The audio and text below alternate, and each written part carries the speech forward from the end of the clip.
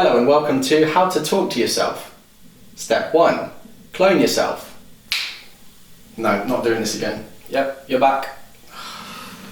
Step 2. Talk to yourself. Hi, how are you?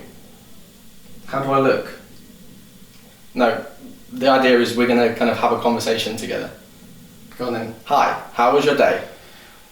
Great until now. Can you at least just cooperate a little bit for this video, please? Fine. Go on then. How was your day? It was okay. I really didn't want it to come to this. Oh, not the pan. What the trousers? It's not always easy. Clearly.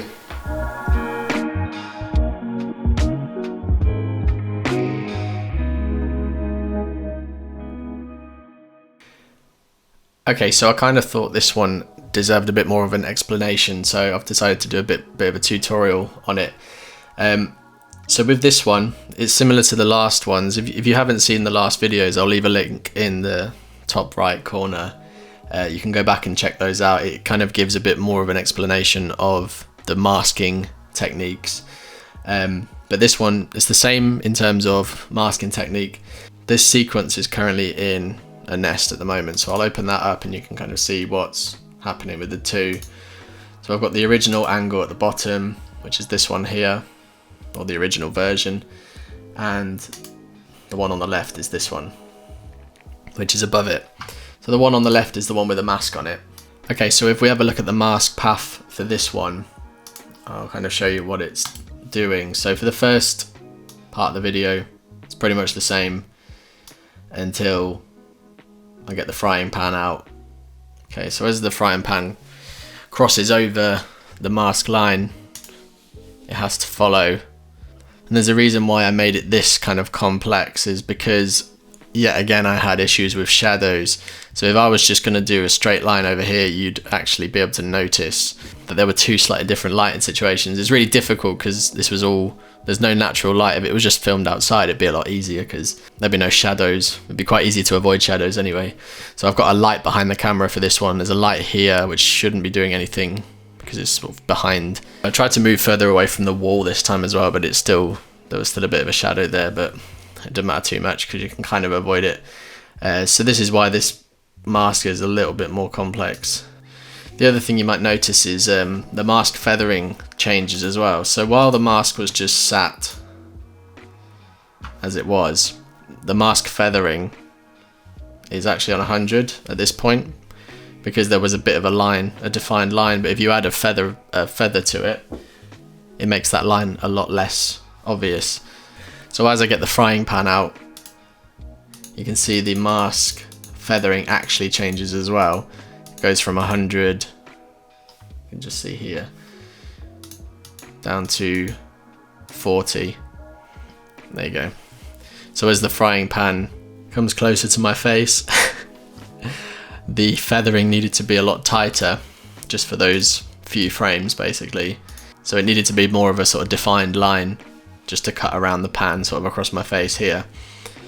So that's kind of it for the masking. So the other thing I wanted to talk about just quickly was the fact that there's conversation going on between the two versions of myself. So that kind of thing would be pretty much impossible to sync up if you were just going to use your imagination like I've done in my previous videos, because it's easy to kind of do that when it's a relatively simple situation, but there's kind of talking going back and forth between the two. So I got a handy little tip from a friend of mine called Danny Bly.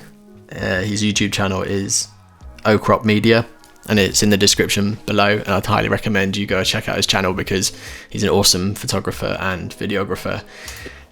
He basically recommended filming the first take, or the first sort of section of the video, and then taking the audio from it and playing it through an earbud, so like a wireless earphone if you wanted to make it really discreet. Obviously this version of myself is facing this way for the whole video pretty much, so you can't actually see that I'm wearing an earbud. So I had the video, the first take, I dropped that into Premiere, And so this is the audio, or the videos there as well, but I just used the audio from it. So what I was able to do is I played this from my phone, and I was able to sort of respond to this version of myself. So the one other thing that I had to do, because obviously the frying pan hit had to be bang on as well. So this is where the frying pan hits, just there. So what I did was I took a sample. It's actually a little clap sample, and I created a little click for myself, so a little counting to make sure that I reacted exactly in time to the frying pan hit for the other take, if that makes sense. So I've got the normal audio. How was your day? With all the gaps and everything. When it comes to the frying pan, I really didn't want it to come to this.